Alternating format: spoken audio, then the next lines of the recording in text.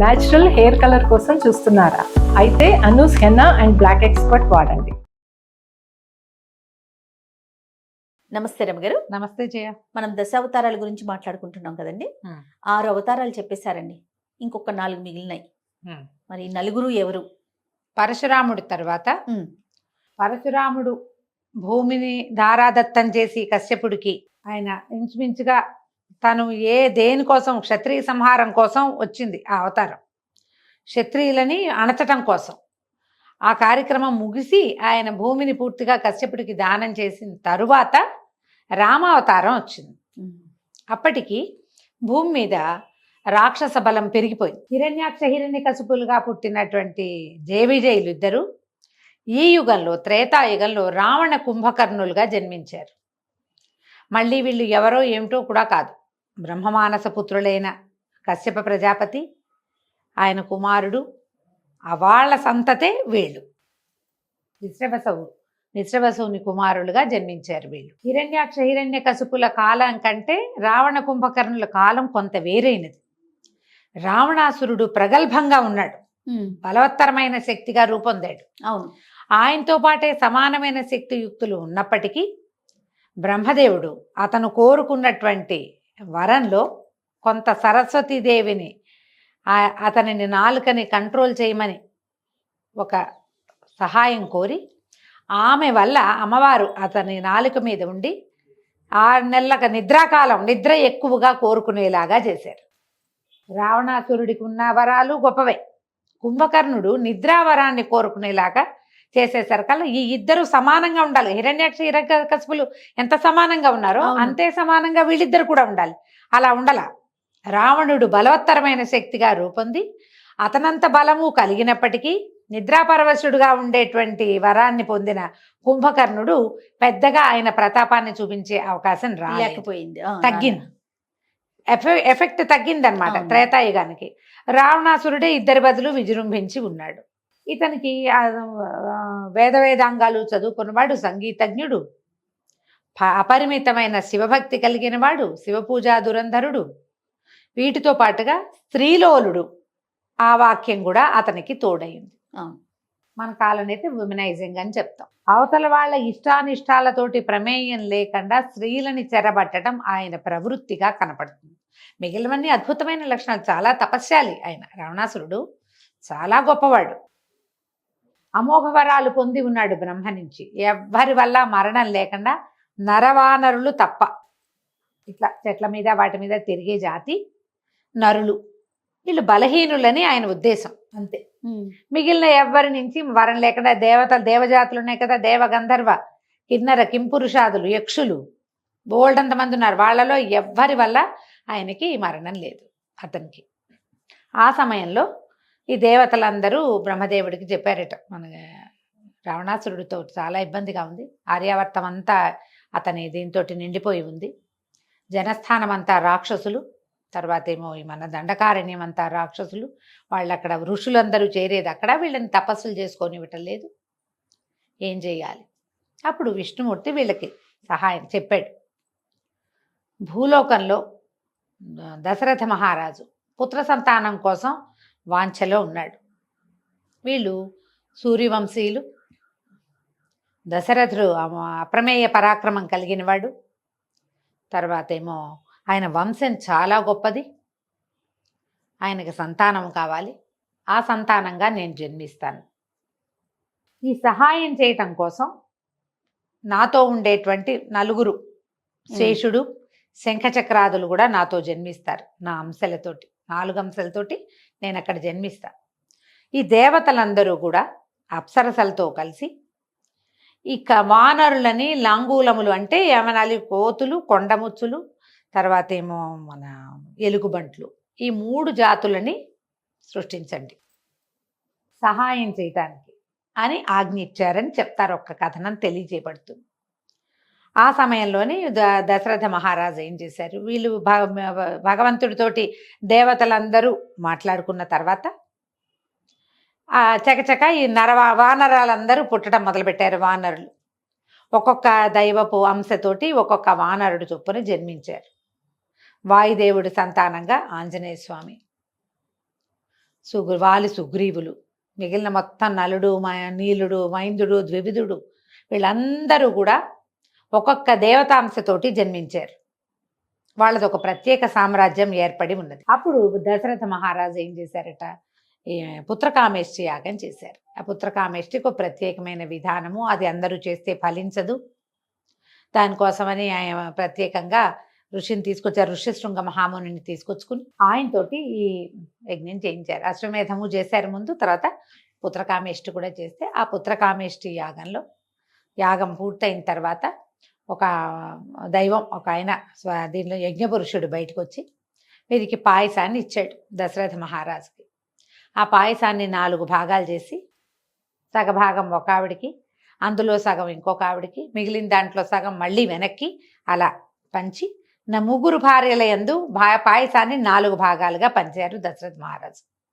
ఆ పంచబడిన పాయసంలోని ప్రథమ భాగం సగభాగానికి రాముల వారు అట్లా జన్మించారనమాట. శ్రీరాముడు, లక్ష్మణ, భరత, శత్రుఘ్నులు. లక్ష్మణుడు, శత్రుఘ్నుడు 2 భాగాలు సుమిత్రాదేవికి ఇవ్వడం వల్ల ఆమెకి కవలలు జన్మించారు. 2 కుమారులు. కైకేయి దేవికి భరతుడు జన్మించాడు. ఈ 4 కుమారులు చక్కగా పెరిగారు. పెరుగుతూ ఉండగా విశ్వామిత్ర మహాముని వచ్చారు. వీళ్ళకి ఏంటంటే దశరథ మహారాజుకి రఘువంశానికి కులగురువు వశిష్ఠులు. మొట్టమొదటి రాజుల నుంచి తర్వాత చివరి రాజుల వరకు ఎప్పుడూ ఆయనే కులగురువుగా ఉన్నారు.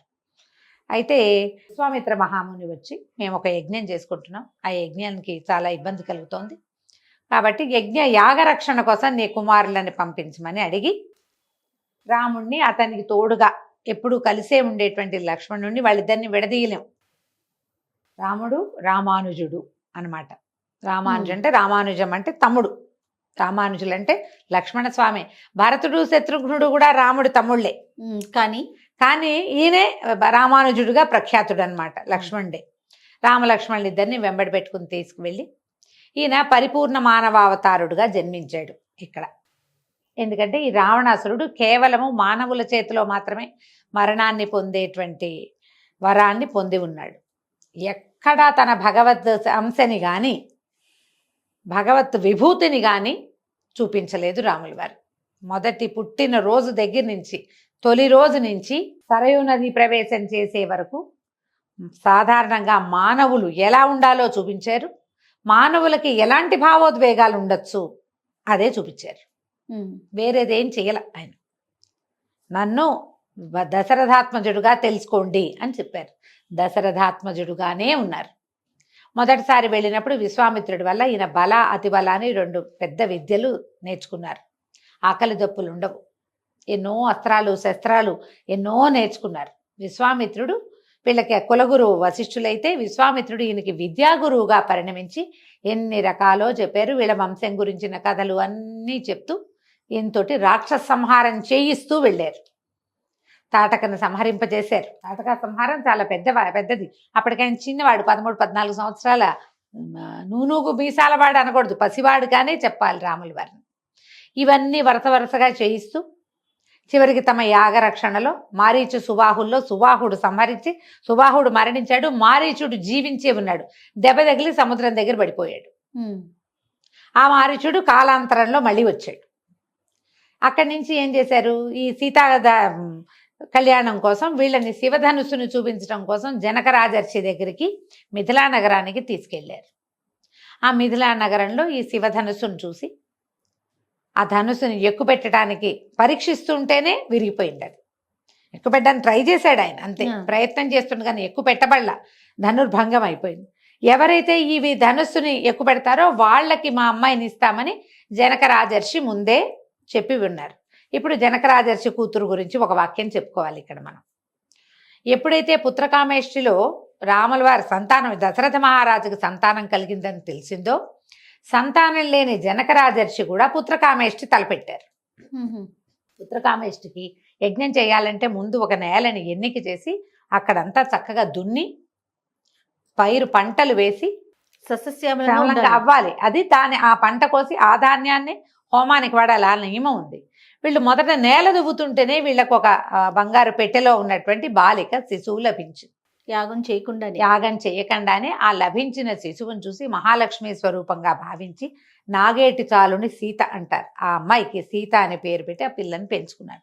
తర్వాత ఆయనకి కూతురు కలిగింది, ఇంకొక పాప ఊర్మిళాదేవి, ఆయనకి సంతానం కలిగింది. దీనికి పూర్వగాథలో మనకి స్కాంద పురాణంలో ఒక వాక్యం చెప్తారు. విష్ణుమూర్తి దేవతలకు చెప్పారట, నేను మానవుడిగా జన్మిస్తాను, బ్రహ్మ విద్య సీతగా జన్మిస్తుంది అని. ఆత్మజ్ఞానమే సీత. ఆమె మహామాయ సీతగా జన్మిస్తుందని. ఇక్కడ జన్మించిన సీతాదేవి అయోనిజగా జన్మించింది. ఎవరికైనా పుట్టిన సంతానం కాదు. ఇక ఆమెను పెంచుకున్నారు. ఆమె అంత అలాంటి ప్రత్యేకమైన జన్మ కలిగింది. కొన్ని పరాశర సంహితలలో, కొన్ని చోట్ల, కొన్ని పురాణాల్లో ఆవిడ చిన్నప్పుడే ఆ ధనుసు ఎత్తేదని, అందుకని ఎత్తగలిగిన వాడికే ఈ అమ్మాయిని ఇవ్వాలని పెట్టుకున్నారని అని ఒక విషయం కూడా చెప్తారు. వీర్యశుల్క అని చెప్తారు. ఎవరైతే ఈ బలశాలిగా ఉండి ఈ బిల్లును ఎక్కుపెడతారో వాళ్ళకి మా పిల్లని ఇస్తాను అని. విల్లు ఎత్తాడు, ఎక్కువ పెట్టడానికి ప్రయత్నం చేశాడు, అతని చేతిలో విరిగిపోయింది. కాబట్టి ఆయనకి కుమార్తెనిచ్చి పెళ్లి చేద్దాం అనుకున్నారు. సరే, వాళ్ళని పిలిచారు, వివాహం అయ్యింది. వీళ్ళిద్దరూ కలిసి ఇంటికి వెళ్తుండగా పరశురాముడు ప్రవేశం కలుగుతుంది. ఇక్కడ వీళ్ళిద్దరు ఏకకాలంలో ఇద్దరు. ఈయన పరిపూర్ణ స్వరూపుడు, పరిపూర్ణ విష్ణు స్వరూపుడు రాముల వారు, అంశాస్వరూపుడు పరశురాముడు. ఆయన వచ్చి కనపడ్డాడు. నువ్వు శివధనస్సుని విరిచావుట, నా దగ్గర ఇదిగో వైష్ణవ ధనస్సు ఉంది, దీన్ని విరవమంటే ఎక్కుపెట్టమంటే అది చేతికి ఇచ్చేసరికల్లా ఈయనకి వాళ్ళ ఇద్దరి స్పర్శ తగిలేసరికి ఆయనకి తెలిసింది పరశురాముడికి, తను నిలబడి ఎవరి ముందైతే నిలబడ్డాడో అతడు సామాన్య మానవుడు కాదని, సాక్షాత్ భగవద్విభూతే మానవాకారంలో మనకి కనపడుతోందని ఆయన తెలుసుకున్నారు. తెలుసుకుని నన్ను క్షమించమని వేడుకొని ఈ ఎక్కుపెట్టిన బాణాలని తన తపలోకాల మీద వేసేయమని నమస్కారం చేసి వెళ్ళిపోయారు. దశరథ మహారాజు దీనికి ప్రత్యక్ష సాక్షిగా ఉన్నాడు. కానీ తన కుమారుడే కాదని, సాక్షాత్ భగవంతుడని ఆయన తెలుసుకోలే. విష్ణుమాయా విలాసం వల్ల తెలియలేదు. తర్వాత కొంతకాలం హాయిగా ఉన్నారు అందరూ. ఆయన రాముల వారికి యువరాజ పట్టాభిషేకం చేయదలుచుకున్నప్పుడు తృతీయ భార్య, మూడో భార్య అయిన కైకాదేవి ఏం చేసింది, రాముల వారిని అడవులకు పంపాలని వరం కోరుకుంది. తన కొడుక్కి పట్టాభిషేకం చేయమని రాముడిని అడవికి పంపించమంటే రాముడు అడవికి వెళ్ళడం సిద్ధించింది, కానీ కొడుకు పట్టాభిషేకం మాత్రం కుదరలేదు. అట్లా ఈ పినతల్లితోటి ప్రేరేపించబడినటువంటి రాముడు అడవికి వెళ్ళారు. ఇప్పుడు ఈయన ఇక్కడే పట్టాభిషేకం చేసుకుంటే ఆ జనస్థానం ఎట్లా ఖాళీ అవుతుంది, ఆ దండకారణ్యం ఎట్లా ఖాళీ అవుతుంది, ఆర్యావర్తం అంతా నిండి ఉన్న రాక్షస సంహారం ఎట్లా జరుగుతుంది, అదంతా జరగాలంటే ఇక్కడ ఏదో ఒకటి జరగాలి. ఇక్కడ ఇది జరిగింది, అలాగే కదా జరుగుతాయి. అక్కడ ఏదో అవ్వాలంటే ఇక్కడ ఏదో ఒక మార్పు వస్తుంది. ఇక్కడ ఈ మార్పు వచ్చింది. అత్యంత ప్రీతిపాత్రుడైన రాముణ్ణి అడవులకి పంపించమని కోరుకుంది ఆవిడ. ఆమెకు చాలా ఇష్టం ఆయన అంటే. ఆమె చేతుల్లోనే పెరిగిన కుమారుణ్ణి ఆ మాట అడిగింది. అంటే ఇందుకోసమే ఈ వెళ్ళినప్పుడు ఏం చేశాడు, ఆయన భార్య సమేతుడుగా లక్ష్మణ ద్వితీయుడుగా ఈయన అడవికి ఊరేగి వెళ్ళిపోయాడు. వెళ్ళిన తర్వాత 14-13 సంవత్సరాలు గడిచినాయి. హాయిగా ఉన్నారు. ఎప్పటికీ అక్కడ ఉన్న దండకారణ్యంలో ఉన్న రాక్షసులందరినీ చంపేశాడు ఆయన. జనస్థానంలో, దండకారణ్యంలోనూ చేశారు చిన్న చిన్నవి. జనస్థానంలో ఖరదూషణాదులందరినీ సంహరించాడు. మన శూర్పణఖ రావటం, ఆమె వచ్చి ఈయన మీద వ్యామోహం చెంది సీతాదేవిని తీసేస్తేనే ఈయన తనకి వశపడతాడని ఆమె మీదకి దూకేసరికి లక్ష్మణ స్వామి శూర్పణకి ముక్కు చెవులు కోసాడు. కొంచెం విరూపిని చేశాడు. ఆమె ఖరదూషణులకి చెప్పింది. ఖరదూషణుల మీద యుద్ధానికి వెళ్ళి వాళ్ళందరినీ తెగటార్చేశాడు రాముడు. మొత్తం ఖాళీ అయిపోయింది జనస్థానం. ఇది వల్ల కాదని ఈ శూర్పణకి ఏం చేస్తుంది, రాముడి దగ్గరికి వెళ్ళి మొత్తం కథ అంతా చెప్పింది. రావణాసురుడి దగ్గరికి వెళ్ళి, ఇక్కడ వీళ్ళ దగ్గర మహాసౌందర్యవత అయిన స్త్రీ ఉందని, నీలాంటి వాడి పక్కన ఉండాలి, మానవుడి పక్కన ఉందని అతన్ని కొంచెం ముందుకు చేసి ఇక్కడికి వచ్చేలాగా చేసి, ఆయన సరాసరి అయితే రాముడు లక్ష్మణుడు ఉండగా ఆమెను తీసుకెళ్ళలేమని మారీచుడిని ప్రేరేపించి, మారీచుడు చెప్పాడు, నువ్వు రాముడిని ఏం చేయలేవు, రామో విగ్రహవాన్ ధర్మ అని చెప్తాడు మారీచుడు. చిన్న బాలుడుగా ఉన్నప్పుడే నన్ను అక్కడ కొట్టి ఇక్కడ పడేశాడు, ఇప్పుడు కూడా వాళ్ళు మనము ఋషుల వేషాల్లో తిరుగుతున్నారు, భయం వేసింది నాకు అతన్ని చూస్తే, మళ్ళీ పారిపోయాను నేను, అతన్ని గెలవలేవు నువ్వు, నీ వల్ల కాదంటే ఆయన భయపెట్టి బెదిరించి మారీచుడితోటి బంగారు లేడి వేషం వేయించాడు. ఆ బంగారు లేడిని చూసి సీతాదేవి, ఆవిడకి తెలీదు ఇది బంగారు లేడి ఉండదని, తెలుసా ఆవిడకి. మరి ఎట్లా ఇది జరిగేది కదా, కథ ముందుకు వెళ్ళాలిగా. ఆ లేడిని కావాలని ఒక సామాన్యమైన లేడి కోసం భర్తను పంపించి, లక్ష్మణుడిని పంపించి, తను అసహాయ స్థితిలో రావణాసురుడికి దొరికేసింది. ఆయన తీసుకుపోయాడు. ఇక వీళ్ళిద్దరు అన్నా తమ్ముడు వెతుక్కున్నారు. ఇప్పుడు అసలు కథ ఎక్కడ ప్రారంభమైంది? రాముల వారి కంటే ముందు పుట్టినటువంటి వానరులు, లాంగూలములు, వృక్షజాతి అంతా ఇప్పుడు కనపడింది.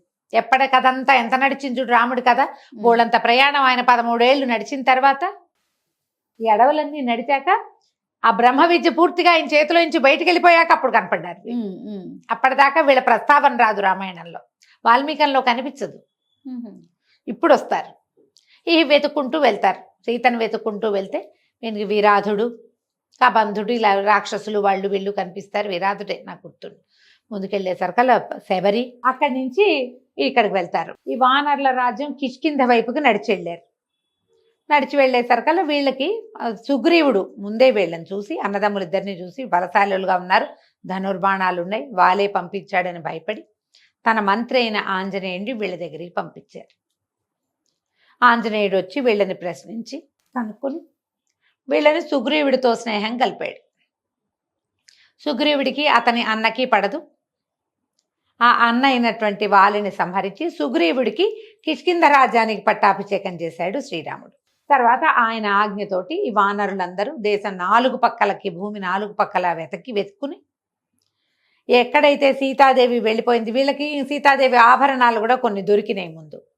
ఈ ఆభరణాలను బట్టి ఆమెని గుర్తించి ఈ వైపుకే ఏటో తీసుకెళ్లబడిందని, ఎక్కడ ఖచ్చితంగా ఆమె ఉందో కనుక్కున్నారు. కనుక్కుని దక్షిణ సముద్రం నుంచి ఈ అటువైపు లంకానగరంలో సీతాదేవి ఉండేందుకు అవకాశం ఉందని ఆంజనేయ స్వామి మిగిలిన వానర్లు తన 4 గ్రూపులు చేశారు. ఈ మొత్తం వానర్లను దక్షిణం వైపుకు వెళ్ళిన గ్రూపులో ఉన్నవాడు ఆంజనేయుడు. ఆయనే లంకానగరాన్ని ప్రవేశం చేసి భాగవతోత్తముడైన ఆంజనేయ స్వామి శ్రీరాముడికి భక్తుడైపోయాడు. ఆయన అక్కడికి వెళ్ళి లంకానగరంలో సీతను చూసి మళ్ళీ వెనక్కి వచ్చి మొత్తం అందరూ కలిసి వెళ్ళి ఆ తర్వాత ఈ సముద్రం మీద ఒక వారధి కట్టి లోపలికి లంకానగరానికి ప్రవేశం చేసి రావణుడితో శతవిధాల యుద్ధం చేసి చివరికి రావణ సంహారం చేసి, కుంభకర్ణ సంహారం చేసి, రావణుని కుమారుడైన ఇంద్రజిత్తుని తదితరులందరినీ సంహరించి రావణుని తమ్ముడైన విభీషణుడికి లంకారాజ్య పట్టాభిషేకం చేసి సీతాదేవిని వెనక్కి తెచ్చుకున్నారు. ఈ మొత్తం కథలో ఎక్కడ ఇంత ప్రయాణంలో ప్రతి చోట ఒక పురుషోత్తముడైన మానవోత్తముడు అతనినే చూపించారు తప్ప ఎక్కడా దైవం వీళ్ళకి సహాయం చేసినట్టుగా కానీ, ఆయనలోంటి అతిమానుషమైన శక్తి ఏదైనా ఇక్కడ ప్రవర్తించినట్టుగా కానీ జరగలేదు. ఈ అవతారం తీసుకున్నాడు. మానవ అవతారం సంపూర్ణ మానవ అవతారంగానే ఉన్నారు. మానవులకు ఉండే భావోద్వేగాలు, దుఃఖాలు, విరహము, బాధ, కష్టము, అన్ని రకాల భావోద్వేగాలు. అంటే ఇప్పుడు పరిపూర్ణ మానవుడు అంటే దుఃఖం ఉంటుంది, మానవులు దుఃఖిస్తారు. అవును, ఏదైనా తమకి కావాల్సింది దూరం అయితే ఎంత దుఃఖపడాలో అంత దుఃఖపడ్డాడు ఆయన. తమ్ముడికి ప్రమాదం జరిగితే అమ్మో మా తమ్ముడు లేకపోతే నాకెట్లా, నాకు కుదరదు అని దుఃఖించాడు. తమ్ముడు లేకపోతే కుదరదు అనుకున్నాడు. భార్య లేకపోతే కుదరదు, తమ్ముడు లేకపోతే కుదరదు. ఆయనకి దెబ్బ తగిలితే తమ్ముడు జీవించడేమోనని బెంగపెట్టుకున్నాడు. ఆ తమ్ముడిని జీవింపజేసిన వాడిని నువ్వు కూడా నా తమ్ముడు లాంటి వేయడనని కౌగలించుకున్నాడు. మనుషులంతా చేసేది అది, మానవులు చెయ్యవలసినదమ్మా అది మానవులు చెయ్యవలసింది. ఇంత ప్రయత్నం చేశాడు, ఎక్కడ వదిలిపెట్టలా. ఎంత ప్రయత్నం చేశాడు. మానవులు ఎలా ఉండాలో చూపించడానికి భగవంతుడు స్వయంగా ఈ అవతారాన్ని ఎత్తి చూపించాడు. తర్వాత భార్యను తీసుకుని మళ్ళీ అయోధ్య నగరానికి వెళ్ళిపోయాడు. దశవర్ష శాస్త్రాన్ని దశవర్ష శతానిచ అని ఇలా చెప్తారు. 11,000 సంవత్సరాలు రాముడు రాజ్యం చేశాడని మన వాల్మీకి రామాయణంలో చివరి భాగంలో కనపడుతుంది. 11,000 సంవత్సరాలు ఆయన రాజ్యం చేశారు. చివరి రోజుల్లోనే అనిపిస్తుంది మనకి సీతాని పంపించేశారు అడవులకి. మొదటేమో మనకి రావణాసురుడి దగ్గర ఉన్నప్పుడేమో అగ్ని ప్రవేశం చేయించి అగ్నిపునీత సీతను తెచ్చుకున్నారు. మళ్ళీ ఆమె గర్భవతి అయిన తర్వాత, గర్భవతి అయ్యాక ఇక ఆమెను తనతో ఉంచుకోకూడదని భావించి ఆమెను అడవులకు పంపించారు. ఆ అడవుల్లో సంతానాన్ని కన్న తర్వాత సంతానాన్ని తీసుకున్న ఆమె మళ్ళీ ఇంకా అయోధ్య నగర ప్రవేశం చేయటానికి ఇష్టపడక ఏ భూమిలోంచి తను జన్మించిందో ఆ భూమిలోకి వెళ్ళిపోయి ఆవిడ వెళ్ళిపోయింది వైకుంఠానికి. లక్ష్మీదేవి వెళ్ళిపోయింది. ఈయన కుమారులిద్దరికీ పట్టాభిషేకం చేసి రాజ్యాన్ని సుస్థిరపరిచి ఈయన కూడా తన దారిని తన తమ్ముళ్లతో సహా మళ్ళీ వైకుంఠ నగర ప్రవేశం చేసేసారు, వెళ్ళిపోయారు. ఈ జీవితంలో ఏం చేశారు? జయ విజయులు స్వరూపం దాల్చినటువంటి రావణ కుంభకర్ణులు ఇద్దరిని వధించి వాళ్ళకి సహాయం చేసిన కొన్ని లక్షల మంది రాక్షస సంహారం కూడా చేసి మానవులు ఎలా ఉండాలో, కళ్యాణ గుణాలు కలిగిన ఆయన మానవుడు ఎలాంటి వాడో ప్రపంచానికి చూపించి ఎప్పటికీ తనది రాచబాటగా తనే ఒరవడిగా మనిషి అంటే ఇలా ఉండాలని ఉండేలాగా చూపించి వెళ్ళిపోయాడు భగవంతుడు. దీని తర్వాత మళ్ళీ కొంత గ్యాప్ తర్వాత ఇంచుమించుగా ఇది త్రేతాయుగంలో జరిగింది కదా, ద్వాపర యుగపు చివరి భాగంలో సగభాగం అయిన తర్వాత జయ విజయులు పుట్టారు, భగవంతుడు పుట్టాడు. వాళ్ళ కథ మళ్ళీ చెప్పుకుందాం మనం ఇంకొక అవతారం. రైట్. నమస్తే. నమస్తే జీ.